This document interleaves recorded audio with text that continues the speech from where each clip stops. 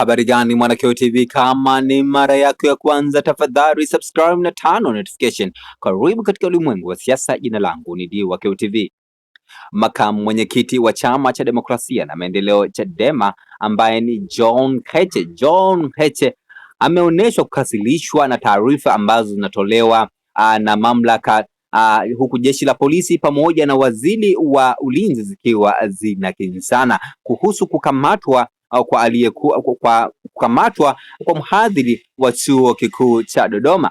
Ifahamike kwamba wiki iliyopita kukamatwa kwa mhadhiri wa chuo kikuu cha Dodoma pale kulizua gumzo kubwa sana katika mitandao ya kijamii, wengine wakisema kwamba mhadhiri huyo alitumia mfano wa maandamano ya tarehe 29 katika kufundisha political science.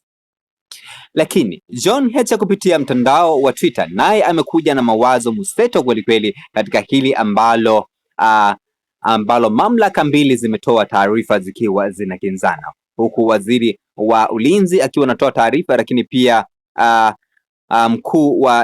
lakini pia jeshi la polisi likiwa linatoa ufafanuzi tofauti kuhusu kukamatwa kwa mhadhiri wa chuo kikuu cha Dodoma. Na nukuu hichi ambacho ameandika John Heche katika mtandao wa Twitter, na nukuu: nani anaweza kuamini serikali dhalimu ya aina hii? Na kama huamini, unaweza kumuongoza nani? Waziri anasema A, RPC anasema B. Waziri anasema A lakini RPC anasema B. Nani muongo, nani mkweli? Na unakuwaje na serikali ambayo inasema uongo?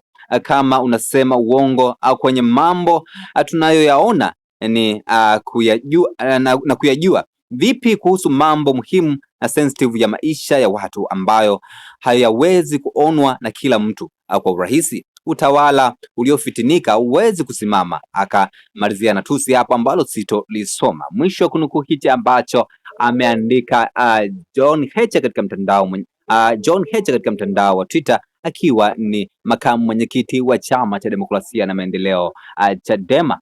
Ningependa kuona maoni yako katika sehemu ya comment section hapo. Jina langu ni Mwanakyeo TV. Tunakutana wakati ujao katika masuala ya kisiasa. Kwaheri, bye bye.